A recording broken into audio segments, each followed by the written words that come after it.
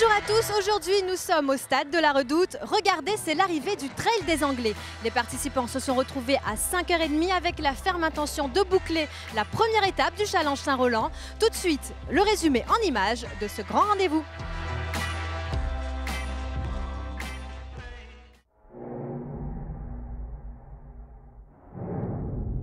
Il y a presque 2 siècles, plusieurs milliers d'Anglais empruntaient la première voie de l'île, le chemin Crémont, pour assiéger Saint-Denis.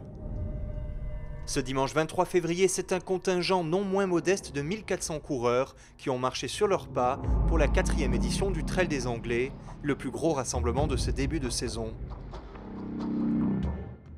De la rivière des Galets au stade de la Redoute, le Trail des Anglais est un trail court de 26 km et 1500 mètres de dénivelé positif qui constitue la première étape du Challenge Saint-Roland 2014. C'est une course qui permet de bien préparer la saison parce qu'il y a une grosse partie plate qui est roulante au début, les 8 premiers kilomètres. Et après, l'enchaîner des grosses montées puis des grosses descentes, je trouve que ça fait une bonne préparation pour le reste de la saison, quoi. Seulement 4 mois après le Grand Raid, des centaines de coureurs sont donc repartis à l'assaut des pavés du chemin des Anglais avec une seule obsession en tête, rejoindre la Redoute.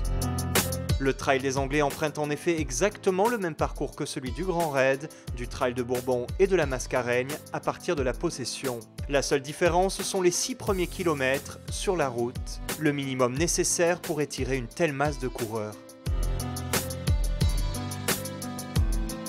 Beaucoup plus accessible que le Grand Raid, le Trail des Anglais séduit donc chaque année autant les coureurs aguerris que les novices qui voient dans cette course l'occasion de se jeter à l'eau. Bon, en fait, c'est mon premier trail, donc voilà, fallait bien se lancer, donc c'est le premier. On a pris la décision d'essayer de faire la course cette année. On s'est inscrit sur le trail de Bourbon. Donc on va profiter en même temps pour faire les courses de préparation en même temps. C'est génial, c'est bien. Je suis gâtée pour un premier trail, il fait beau, il fait pas trop chaud, il y a du vent, le sentier est sec, donc c'est génial, il n'y a plus qu'à arriver. Les conditions sont en effet bien meilleures cette année. Après 2 éditions marquées par la boue, les coureurs apprécient de retrouver un sentier plus roulant. Mais cette année, le terrain est moins gras. D'accord. Ah oui, l'année passée, on a souffert dans la boue. On avance tranquillement. D'habitude, il fait plus chaud, donc on avance moins vite. Non, ça va, c'est moins beau que l'année dernière, donc ça va, c'est mieux. De bonnes conditions, sans doute à l'origine des performances de la tête de course. Après 2 participations et 2 secondes places derrière Gilles C. Félicité en 2012 et le triathlète David Haus en 2013, qui l'avait vaincu au sprint, c'est René-Paul Vitry qui vient à bout de l'épreuve le premier, en battant de 4 minutes le record. La stratégie de course était d'aller vraiment prudemment au départ sur le plat et attaquer dans les quadris. Ça a payé, je veux dire. Départ trop rapide sur ce genre de course, on paye à mi-parcours. Et quand on prend un petit peu de recul au départ, on gère bien et après on a la force de bien finir. En seconde position, Jean-Eddy Laurette, son dallon du Cospi, réalise aussi une belle performance en bouclant les 26 km en 2h14, égalant le précédent record détenu par Gilles C. Félicité depuis 2012. Aujourd'hui le temps était sec, on a eu un super sentier, donc je savais que théoriquement si je perdais pas trop de temps dans la descente du Colorado, j'allais pouvoir accrocher le temps du record, mais là je suis à 2,15, je sais pas combien il était le record, mais c'est bien, 2,15 c'est bien. Chez les femmes, rarement le podium n'a été si resserré. Les 3 premières féminines, Anne-Cécile Delchini, Fatima Ibon et Hortense Bègue, sont arrivées dans un laps de temps de seulement 10 secondes. Et elles sont 6 en tout à être passées en dessous de la barre des 3 heures. C'est impressionnant parce qu'on est toutes descendues, enfin il y en a beaucoup qui sont descendus en dessous des 3 heures. Et pour moi l'objectif était justement de faire moins de 3 heures par rapport à des hyposées, c'était le record de la course, elle avait fait 2h59. Après ses belles performances en 2013, Anne-Cécile Delchini confirme pleinement son engagement dans le trail en remportant cette édition, même si la victoire a été douloureuse. Le pire dernier kilomètre que j'ai vécu. Mais après, c'était vraiment toute la descente du Colorado, j'étais pas bien et je sentais que les crampes arrivaient. Et c'est vrai que ça s'est joué à très peu. Et bon voilà, c'est un premier trail de saison. C'est pour jouer le Challenge Saint-Roland, donc au final, voilà, si on fait pas une perf extraordinaire, c'est pas grave, faut gagner des points et on apprend tout le temps quand on fait du trail. Avec une telle nouvelle recrue, le Challenge Saint-Roland 2014 promet d'être passionnant. Pour la prochaine étape, les trailers ont rendez-vous le 12 avril au Volcan pour la 3e édition du Friction Caldera Trail.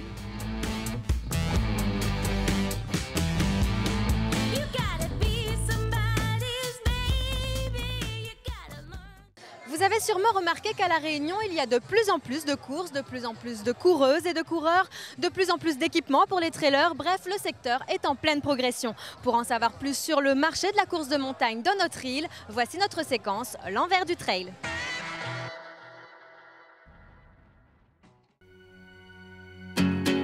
Courir de nuit ou en plein soleil, progresser dans la boue de Bébourg ou sur les gratons du volcan, les conditions de pratique du trail peuvent être différentes d'une sortie à l'autre.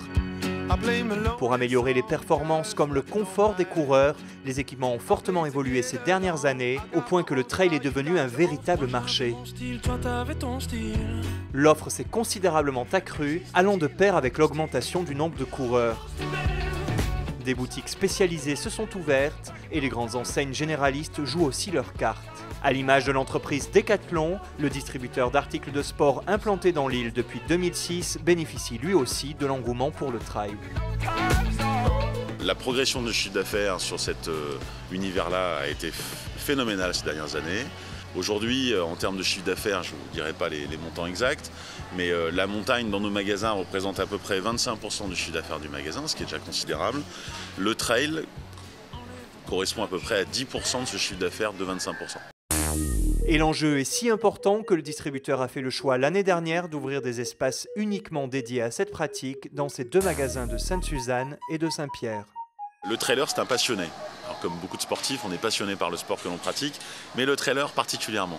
Et donc on a voulu reconstituer un univers qui lui est propre, qui lui convient, où il se sent bien, où il a le temps de choisir le produit qui lui va bien, où il sera bien conseillé et où il prendra le temps, avec beaucoup de plaisir et de passion, d'échanger avec les vendeurs en magasin.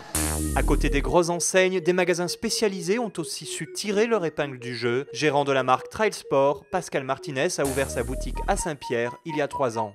Le trail à La Réunion, c'est quand même quelque chose d'important aujourd'hui. C'est, je dirais, après les sports populaires, c'est quand même un sport beaucoup pratiqué. Et il y a un vrai marché pour s'équiper. Donc c'était bienvenu un magasin spécialisé. Ouais. Et les affaires semblent bien marcher puisqu'en 2012, Pascal Martinez a ouvert sa 2e boutique sur Saint-Denis. Il faut dire qu'entre les chaussures, le sac et les différents vêtements techniques, l'achat de matériel pour le trailer se chiffre à plusieurs centaines d'euros. 50% du chiffre d'affaires est la chaussure. C'est normal puisque c'est ce qui est le plus vite abîmé, c'est du consommable. Après, il y a le sac, il y a l'équipement en général. Si on démarre complètement dans le trail, on va avoir un budget qui est aux alentours de 1 500 €. Et quelqu'un qui va s'équiper, je dirais, pour continuer son équipement au fur et à mesure des années, ça va être aux alentours entre 500 et 600 €. D'autres grandes enseignes ou magasins spécialisés proposent aussi des produits pour pratiquer le trail. Si la concurrence profite à la clientèle réunionnaise qui a donc le choix pour s'équiper, ces différents distributeurs se partagent le marché. On a une manière complètement différente, je pense, de travailler, c'est-à-dire qu'on ne fait pas du libre service dans le matériel de sport. On est là pour accompagner et faire du suivi sportif, de l'accompagnement et du conseil. Donc il y a vraiment une proximité entre le vendeur, je dirais, qui va conseiller, et le client ou le raider. Le marché est grand, il y a de la place pour tout le monde. J'ai toujours dit que les magasins spécialistes avaient leur secteur d'activité, leur clientèle. On n'a pas forcément la même clientèle toujours. On se la partage aussi, puisque les clients maintenant sont de plus en plus volatiles, on va dire. Mais il y a de la place pour tout le monde, le marché est très grand. Le marché est grand, mais pas infini, surtout sur une île, et les distributeurs en ont bien conscience. Il y aura toujours une petite augmentation parce que je ne pense pas qu'on soit au point encore d'être sur un marché stagnant. Mais je veux dire, à un moment, quand on a 900 000 habitants, il y a à peu près 7 000 coureurs qui se sont inscrits sur les courses cette année. Il y a un noyau dur et il va peut-être augmenter entre 5 et 10%. Mais voilà, ça se limite à ce genre de chiffres. Je pense que ça va continuer à progresser très fortement. Je pense qu'il y a des courses qui seront de plus en plus populaires. Aujourd'hui, c'est vrai qu'on parle beaucoup du Grand Raid, c'est un incontournable. C'est une course magnifique. Mais je pense que d'autres courses ont leur mot à dire et qu'on aura de plus en plus de courses ou originales ou complémentaires au Grand Raid. L'avenir semble pour l'instant toujours sourire aux distributeurs et ce n'est pas le calendrier de cette saison qui dira le contraire. Avec de nouvelles courses et challenges, les occasions pour les trailers d'user leurs semelles seront toujours aussi nombreuses.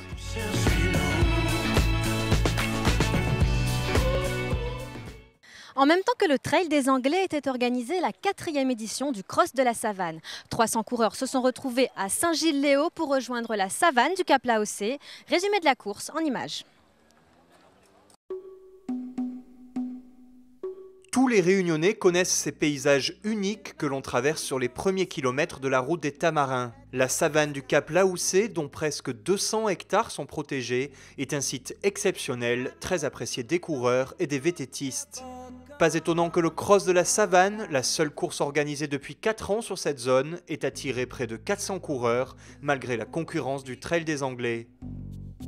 Avec des pentes douces et des sentiers roulants, la course porte bien son nom. C'est un cross plutôt qu'un trail. 15 km et 400 mètres de dénivelé, un petit format que les premiers ont réussi à boucler en moins d'1 heure.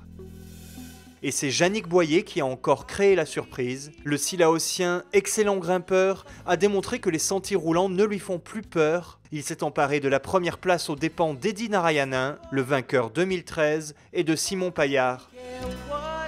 Chez les féminines, c'est Marie-Noëlle Bourgeois qui a remporté sa dernière course avant de s'envoler pour la Nouvelle-Zélande où elle participera à une étape de l'Ultra Trail World Tour.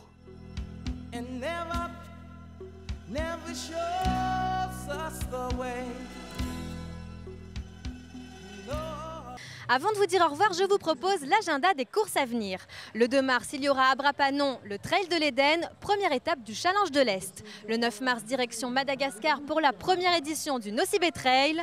Autre date à retenir, le 6 avril. Ce jour-là seront organisées la boucle du Piton des Neiges et la boucle du Bassin Vital, première étape du Challenge Décathlon. Voilà, l'émission touche à sa fin. La semaine prochaine, vous avez rendez-vous avec Jean-Louis Potin pour Max Ride. Et Tout Trail revient dans 15 jours. À très vite.